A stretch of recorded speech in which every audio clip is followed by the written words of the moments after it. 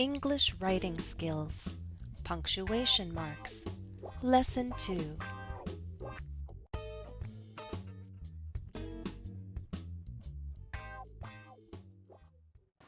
Look at our next model. In this lesson, we can talk about having a perfect memory. We can consider some cool physical powers. You know there has to be a mistake here, right? At least one? Think, what is a clause? It has a subject and a verb. Subject, verb, subject, verb. Okay, so we have two clauses. Is one of them a dependent clause? No, we have two independent clauses. So do we really have one sentence? No. If we leave this as is, we have a mistake. It's a long sentence. It's a run-on sentence. A run-on sentence is a really long sentence that does not correctly join parts together. We have two independent clauses. We need to break them up somehow. One way to do this is to simply end our first sentence here and begin a new sentence here with we. There is a way to join these two independent clauses together, though. That's a good start, but it's not enough. We cannot simply use a comma to join two independent clauses together. That's another kind of mistake in writing. It's called a comma splice. We can't join two independent clauses together with only a comma. We need a special word here, a conjunction, a coordinating conjunction. Coordinating conjunctions help us join two independent clauses together to form a compound sentence. We need to think, what is the relationship here? What's the relationship between the two independent clauses? We can talk about having a perfect memory. We can consider some cool physical powers. It sounds like we have a choice. To express a choice, to express alternatives, we can use the word or. Or is a coordinating conjunction that expresses an alternative, choices. What are other coordinating conjunctions? There are several. The most common ones are or, but expresses a contrast, and expresses an addition, so expresses a result. What I'd like you to learn from this second model is how to avoid run-on sentences and comma splices. This is an example of a run-on sentence. One way we can fix this is by writing two simple sentences. I once saw a magician do tricks with fire. He made a flame appear on his fingertips. This is an example of a comma splice. One way we could fix this is by adding a coordinating conjunction.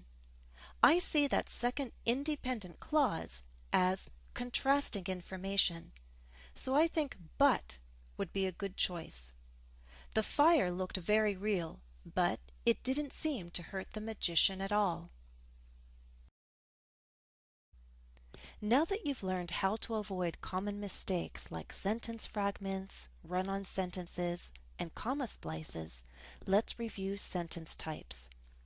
A simple sentence, as you'll recall, has one independent clause. For example, I know a few magic tricks. A complex sentence has one independent clause and at least one dependent clause. For example, my son got a magic kit when he was 7. A compound sentence has at least two independent clauses. For example, there's a magic box, and I can make money appear inside it. Now look at this example. I love teaching, so I wouldn't stop working even if I had a real magic money box. Hopefully you see it's compound because we have two independent clauses, but we also have one dependent clause, which makes this complex. We can call this a complex compound sentence. Look carefully at the punctuation. I have a comma plus a coordinating conjunction, and no comma before my dependent clause because it's in that final position.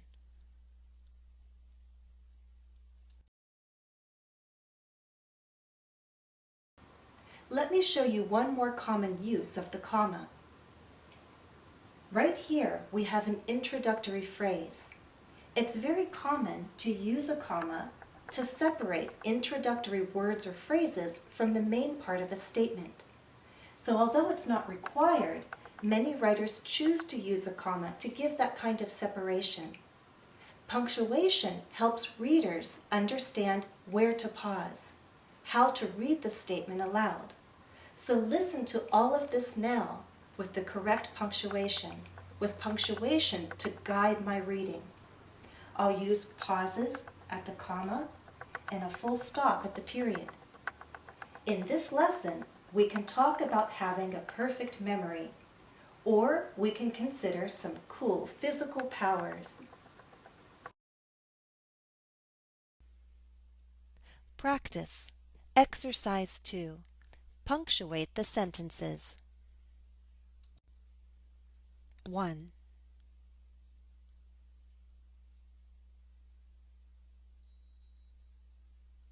Answer: a perfect memory would be convenient, but I wouldn't want to have one. Okay, the pattern is to join two independent clauses together with a comma and a coordinating conjunction. But is a coordinating conjunction. You will not always see a comma before a coordinating conjunction, especially in very short clauses, but that's the pattern. The common pattern is to use comma, conjunction. Now, with but, you'll see some variations. Not every writer considers it a mistake to start a sentence with but. My advice is not to start sentences with but frequently, especially in academic or professional writing.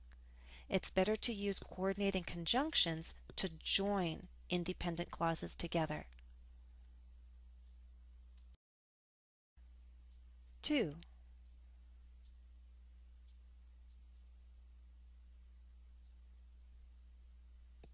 Here again we have two independent clauses.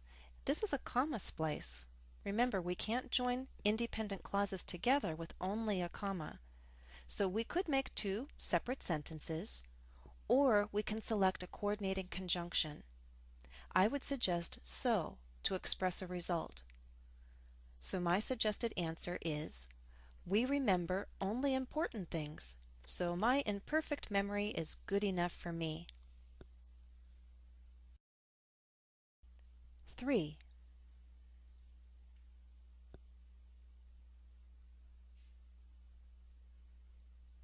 We have two independent clauses. That dash is not helping us join them together correctly. Now, some writers might start sentences with so, but again, that is not a pattern I'd recommend for academic or professional writing. I think the best solution here is simply to replace that dash with a comma. And write, I have creative ways to remember things, so I decline the gift of a perfect memory.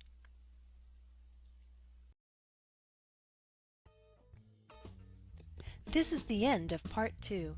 Please go on to the next part of this lesson.